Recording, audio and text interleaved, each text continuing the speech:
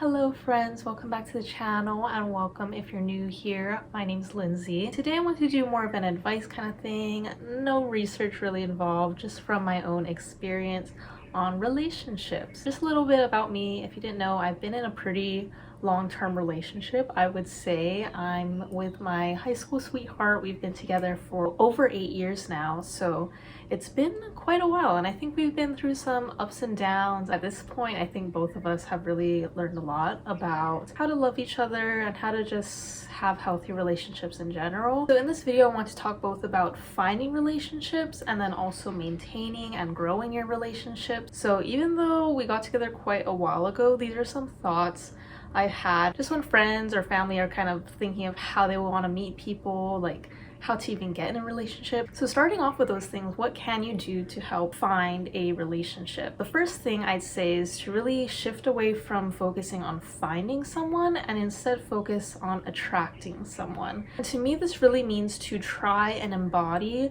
the traits and whatever behaviors that you're looking for in a person. I think a lot of the times when we talk about finding our dream partner, we have all these characteristics, both like physical and emotional traits, but I think the most important thing is, like a lot of people say, to really start with yourself and find yourself. What exactly can you do to find yourself? Well, in my opinion, a lot of that is just making yourself interesting and emotionally intelligent. So to make yourself interesting, I think this is really about finding hobbies. It's super important to have activities that keep you healthy and educated and just having that growth mentality. There's so many things you can develop in yourself that will make you feel good about yourself and build up your self-confidence, and then also just prepare you to be in a relationship. So yeah, definitely some big things is finding your stress management and coping mechanisms. Maybe you make a solid workout routine, things to take care of both your mental and physical health. So that might also be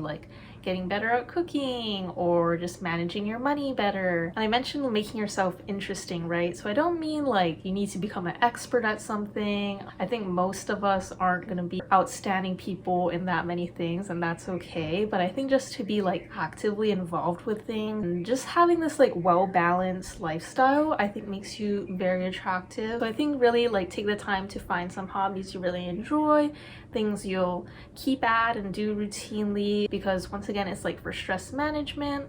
And then also, as you get better at things, you develop that self-confidence, which is really important. A final thing to help focus on yourself and prepare for a relationship, I think, is to focus on communication. And a great way to develop that is to focus on your existing relationships. By this I mean your good friends as well as your close family. This is something I wish I focused on when I was younger and before getting into a relationship, because I think it really sets you on the trajectory to just know how to communicate your emotions and share about your life, as well as listen to other people and care about their lives. I was a very independent person, I think, growing up. I enjoyed keeping myself busy. I was in a ton of clubs and programs, but at the same time, I never got to know anyone that deeply. I wasn't the one to necessarily make plans to hang out with friends. I was always just kind of focused on my own thing. So getting into a serious dating relationship was a big shock to my system. I think I didn't really understand how to consider someone else. That's the thing about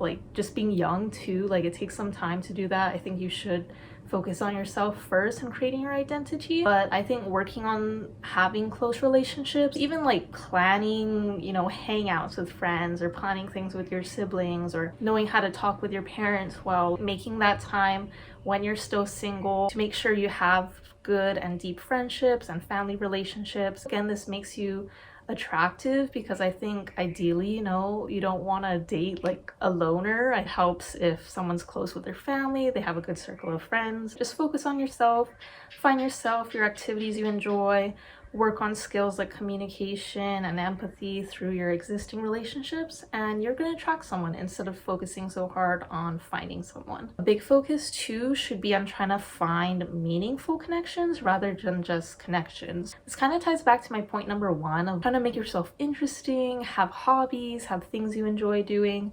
I think through that you can more easily find people that you'd better relate to and connect with. Dating apps, it's a hit or miss. I don't hate them completely. I think they're a thing of the modern day. I wrote a little article on this in my school paper a while back. I'll link it down below. Yeah, you're making tons of connections on there, right? Swiping, swiping, swiping.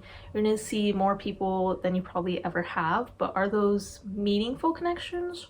I really doubt it. So it's not about the quantity, right? It's the quality. Just some ideas. I think if you are still in school, I think that's a great time to look for a relationship. I know some people might think it's too young, like when you're in high school or even in college, but I think that's a prime time to find people with similar interests. Maybe they're in the same classes as you, or maybe in some extracurricular clubs. Just really try to get involved. And when you're in high school or college, it's just when there's so many opportunities to do things like sports or leadership, it's really important to put yourself out there. Like a lot of people I know in good relationships, they were very involved in school and like maybe met someone through a school program.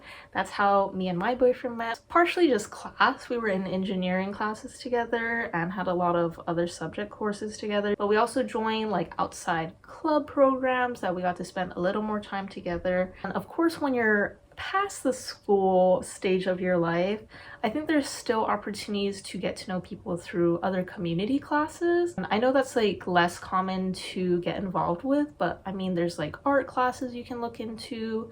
There's like nature related classes. So yeah, that's another one. Like find other adult classes you can take, and they're out there. Just find, again, something you enjoy and would want to learn more about. You could also hit places like a museum or gallery, the gym as well. Find people who are into fitness if that's what you're into. Just these things where there's kind of more opportunity to talk with people and maybe see them like on a routine basis versus going to a club and like you see them this one night and you know there's no bonding over like a shared interest. If there's a lot of other people around, find more like quiet, mellow places. I think that helps you have more conversation, hopefully. And then again, if it's a scheduled like routine thing happening several times, you can see them again, just develop more of a friendship and get to know them casually before entering a possible dating phase. Oh yeah, and one more idea too is to meet people like volunteering in the community. It's such a great way to give back to your community, but I think it's also a really great way to meet potential partner. Find something you're into. Maybe you're into like environmental conservation. Find some kind of program you're passionate about and try checking it out. And in those places you might find someone with, you know, similar values. They're willing to give back to their community, which I think is an amazing trait to have. There's a ton of places to meet people. You just need to really put yourself out there and not make it a priority to find someone to date, but just make it a priority to connect with people in general. And I think a potential relationship could come out of one of those connections. And then my final tip for finding love is what I think is maybe one of the biggest things to think about is to just be open-minded. Just reevaluating your standards that might be a little bit superficial or not really have as much meaning as you think they do. This is something I also wrote about in the article I mentioned. I'll link down below, but I think that dating apps have really played into this sort of like pickiness and division as well. Like I think the fact that you can so easily see someone's political standing and religious belief, those kind of things are not things that necessarily come up during your first or second date. That's more so information that might come out like somewhere down the line when you're a little bit more serious. You might be knocking a lot of good people just because their like interests don't really align with you, or like I mentioned, like religious or political beliefs might not really align. I really think overall like character is the most important thing to consider above all, above hobbies, above beliefs, because unless someone's like super duper invested in something, it probably won't be a deal breaker in the relationship if you're both generally open-minded people. Like a lot of people in my own social circle are like religious, but it's not a huge chunk of their lives. They practice a little more casually and don't necessarily align with every single belief, you know. I think a lot more people are flexible like that these days. And even with political views too, like I think a lot more people are moderate than it seems like. As long as you're willing to have like civil conversations about things, you might be able to learn a lot from one another and just develop this healthy sense of open-mindedness that I think it's taken away when you try so hard to find someone that's like identical to you, because that doesn't teach you anything. That doesn't expose you to different worldviews. That's just going to keep you, you know, very much in your lane. I think it's healthier to have someone who's a little bit different in some ways. It really develops some maturity if you're able to talk about those kind of differences. And the same thing plays into like physical characteristics too. That's why I really recommend meeting someone as friends first, because probably if you're just getting to know someone as a friend, you're not necessarily physically and sexually attracted to them. You're more so just like enjoying their company, and eventually you'll get to know them, and through getting to know their character you develop feelings for them. So that's what happened with me and my boyfriend. We knew each other for like several years. We actually met in 7th grade. One of those things, like, we never really talked to each other, and then only later down the line we became friends and then started having a crush on each other. And I think that's just a really healthy way to go about it. Really, if you're like going out trying to find people to specifically date, you might only thinking about them as a, you know, romantic interest, meaning you're probably looking more at like their physical characteristics. If you have that initial attraction, you might be more strict about having all these common beliefs. If you were just friends with them though, probably none of that would even matter. It just proves you really like them for who they are as a person, not just because they agree with everything you say and not just because you find them physically attractive. Just be open. I think having certain standards are key just to know your worth, but at the same time don't be super strict on things, because I think a lot of great people are hidden out there. Just because they might not strike all the first things off your priority list doesn't mean you shouldn't give them a try. Now moving on to the maintaining and growing relationships. Hopefully those of you watching who are already in relationships, this might be helpful, and if you're still in the developing stage, finding or attracting someone, these are things you can just use later down the line, because I believe in you. You're gonna find someone soon. So my first tip is to keep on dating each other. And again, this is a pretty popular piece of advice I hear, but I just want to offer some specific ideas and sort of guidelines, because I think a lot of dates can just turn into like kind of blah, like they get lost in the mix and don't really do a lot for the relationship. So I think being very intentional with what kind of dates you have is important. So I have a list of 4 little ones I want to offer. First one is partner picks. Each of you maybe take turns back and forth picking what kind of date you want to do. So this is a great way to share your interests, whether it be a band concert you really want to watch or like a food place you want to try. Those kind of things can just expose you and help you learn about each other as you're going. This is helpful on both ends. As the partner picking it, you kind of feel appreciated that your partner is now enjoying this interest of yours and being willing to learn about it or just be exposed to it. On the other end, I think it develops your open-mindedness and just willingness to try new things, and can kind of give you a clue into potential gifts you want to give in the future or other dates you want to plan. It just helps keep you learning about one another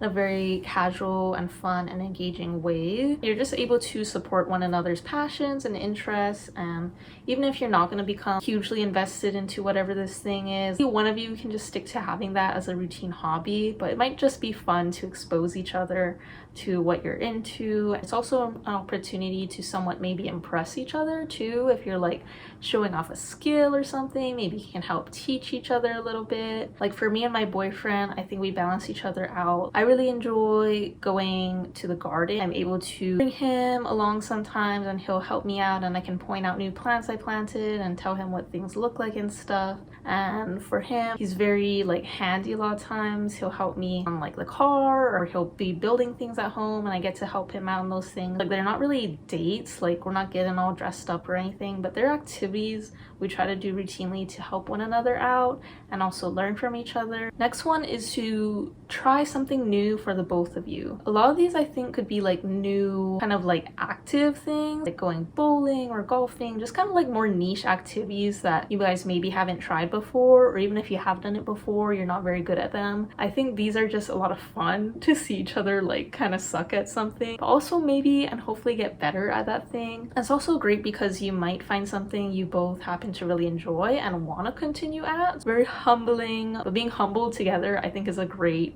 activity to grow your guys' relationship and just develop that sense of comfort with one another. Next one is volunteering. I already hyped up how much I love volunteering. I think this action of really grounding yourself in either like a physical place or in a community of people, it's a great support, and just this idea of like service above self, I think it offers you a great external system that'll help your guys' relationship grow. It's great if you can like routinely go to maybe the same place or volunteer with the same program. I view like volunteering and church or like other religious organizations as pretty similar. I think that's why there's a lot of success usually with religious couples. Maybe a large part is also, you know, like divorce is seen as really bad there. But after growing up in the Catholic Church myself and now not being involved with the church, I do see and kind of miss a lot of traits about church. And I think the largest part that makes a difference in a lot of people's lives is just having this community of people who are willing to volunteer. You know, they provide a lot of services for the church itself and the surrounding community. Religion is also just a great bonding thing. I don't think it's the religion itself most of the time. It's just literally that you're gathering people, offering these spaces for people to talk and get to know each other. That's a thing that's hard to find like the older you get. Once you're like out of school, you know, maybe you don't really have that with your work community. I do see how church definitely is like that great support system, you know, and I think you need that as a couple. Those outside people who support your guys' relationship, very grounding and important to have. So if you're both religious, great. I think dive into that more. And if you're not, find those opportunities to maybe volunteer and serve a community you really care about. And then the last type of date I think you really should do, especially if you're like in a more serious relationship and hoping to level it up, to take trips together. And I know this is a luxury, like depending on finances, but by trips I don't mean like large extravagant travels only. I also mean things like camping, going on a road trip, do a little staycation in a hotel, going somewhere outside of your normal everyday routine just to relax and also have potential for like just different kinds of experiences, whether that be good or bad. Like definitely when my boyfriend and I have gone on bigger trips, international or just like places we haven't been before, it can be kind of chaotic, but also be an opportunity for growth amongst us. We have had like, you know, little travel issues, just like random accidents happen. Just the fact that you have like more of these activities you're doing provides the opportunity for that. While it can be super fun, you're experiencing all these new things, you might also deal with problems and hiccups, but it's all how you deal with those things. So I think we've practiced a lot of like great conflict resolution over somewhat stressful events that happen while traveling. It's always just like fun to look back on once we're out of the situation. But either way, it's more so relaxing majority of the time. You can also show off your planning skills and like coordinating something together. And just these kind of longer trips versus, you know, typical dates are like maybe a day maximum. These longer trips spread over like several days, I think really show each other your true colors. Like I mentioned before, you know, doing new things together is really humbling, you know, trying new activities or seeing new places. I think it's amazing to just experience those totally new, like unexplored things with someone you really love, and it will create memories you can really cherish together forever. And once again, they don't need to be fancy, like super far away trips. You can achieve that same kind of relaxation and enjoyment just going on simple trips, just things away from your home base that kind of remove you from reality a little bit and let you focus on each other. Next tip is to keep getting to know each other and just have these deeper, more meaningful conversations. In my opinion, at least when you're like kind of older, like if I started dating someone at this age now, I'm 23, these are conversations I'd want to have pretty early on. So things like marriage, things like children, work, like what you want to do for your career, 5 years, 10 years, where you want to live, and yeah, just like overall life plans. These kind of conversations are just super important to know if you guys are heading in the same direction. Honestly, these things are pretty big deal breakers, I'd say. Like if your long-term goals aren't lining up, I'd rather you know about those things early on. And even if you're like pretty deep into a relationship, maybe even married, like having kids already, these are still conversations you should keep having, because I think it's just important to realize that both of you are going to be constantly evolving. Like maybe something you wanted 5 years ago isn't necessarily what you want anymore. So many things can evolve and shift over time. So I think it's just important to have those check-ins, being transparent with your feelings, and just opening opportunities to talk about these things often can help avoid any future hiccup where you're like, oh, I thought this was the plan, but this isn't really what you're thinking. Just be honest when maybe thoughts are changing, or if you guys haven't talked about these things, start it now. But overall, just remember that you guys are always evolving, and that's a beautiful thing that you're gonna keep getting to know this new person every day, life plans ahead of you, and what you guys want for your future. Just keeping those things aligned or opening up communication so they can hopefully start aligning is really, really important. Next tip is to keep being your own person. Have your own hobbies outside of the relationship that you guys enjoy doing together. Just have time apart. They say that distance makes the heart grow fonder, and I think that's really, really true. My boyfriend and I did do long distance at different times. In college for a bit, I went away for my freshman year only, and then later on I did like a quick study abroad. I think they really tested our communication. I'm not saying you need to go like up and move, but just that similar idea, but even with short-term things, time and space in general help you guys keep developing as your own person. And while I think it is really important to think, as a team, your enjoyment time should not necessarily always have to be in there. Communicating and figuring out big decisions, yes, that's a team effort. You going shopping or gonna go for a workout, like you guys can do those things on your own, and I think that helps develop a healthy sense of independence and also gives you guys something to talk about, like what do you do with your day. That earlier tip about like making yourself interesting, it still holds true when you're still dating someone. You still want to have these unique experiences. You guys can pursue your own projects and then be a cheerleader for one another. You don't need to be a team member for every single activity you're doing. Have your time with your own circle of family or friends. Just having a little bit of that space apart can help make you guys miss each other, help you not lose your sense of identity, especially starting from when you're early on can help avoid any like attachment issues. Know that you're comfortable and capable on your own. And then final tip for growing your relationship is to stay humble. I think once you develop like a overinflated ego or just like sense of self, you start critiquing everything they do instead of looking inward toward yourself. I definitely experienced this like back in high school time, maybe a year or two into dating. It's kind of that stage where gotten to know each other pretty well, you're getting to know all sides of them, things you didn't know before, and you're like, dang, is this really who I want to be with forever? Like, even if there's nothing very bad about them, you just start questioning things and thinking like, do I deserve more? And I think a lot of people enter that stage just like after the honeymoon phase. Humility is really the key to overcome this. Unless there's any major red flags, there's very little things that can't be solved without communication. Humility is just so important to have healthy conversations. For one, humility I think helps you acknowledge you guys as a whole, not so much focus on them all the time. See like how you can work things out together, how you could potentially playing a role into whatever issues you may be seeing. And if it really is on their end, that's where communication comes into play. And you need humility for a healthy conversation. I think it's once people are too arrogant, that's where you can come off really aggressive, versus if you're entering with humility, you'll hopefully be very empathetic of their feelings and try to,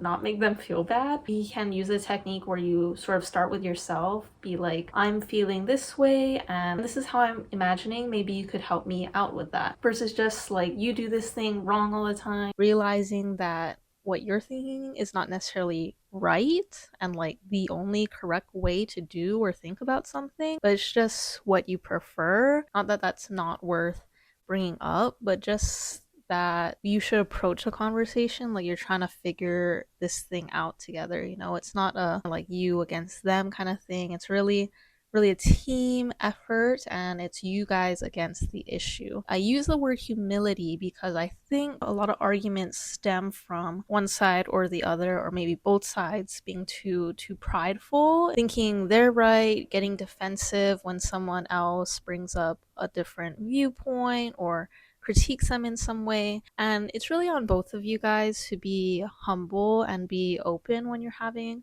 conversations, to acknowledge each other's feelings and try not to hurt each other, express things with love and compassion. If you know and are aware of your own flaws, it's really unlikely that you would approach so aggressively. I just like to think of like, road rage, right? I try to be a really calm driver, and I generally am because I know people make mistakes. I'm not gonna get super mad and worked up over someone not turning on their blinker because sometimes I forget to turn on my blinker. Same thing goes with just issues in relationships. Like, yeah, you might be finding all these things that they're doing wrong, think that they're the bad guy here, but you know what? Maybe you've done things that wrong them too. Maybe you're somehow contributing to this problem, maybe directly or indirectly. A lot of times things might seem like a bigger deal, maybe if you're like dealing with things on your own, overly stressed out by some kind of external thing, and you're just kind of taking all this in and blaming it on the other person. It's not always the case. A lot of things, there are issues that need to be brought up to your partner.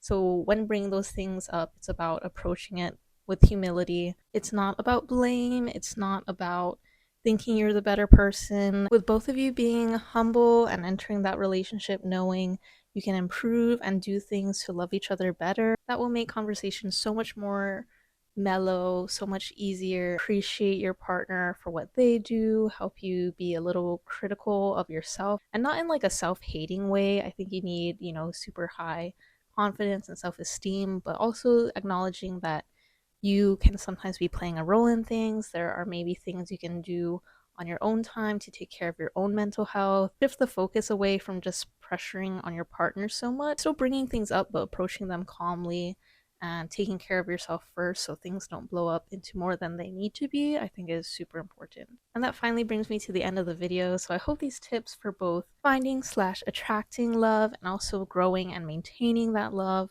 are helpful in some way. Relationships are never perfect. It's out of somewhat conflict and hopefully resolving those conflicts that you can really grow together. And if you're still single right now, don't rush it. Things happen when they happen. Take care of yourself and really embody those traits that you're looking for in a person, and you're gonna attract someone, you really will. If you're in relationships now, I wish you the best for a long, healthy love. Thanks so much for watching, and I'll see you next time.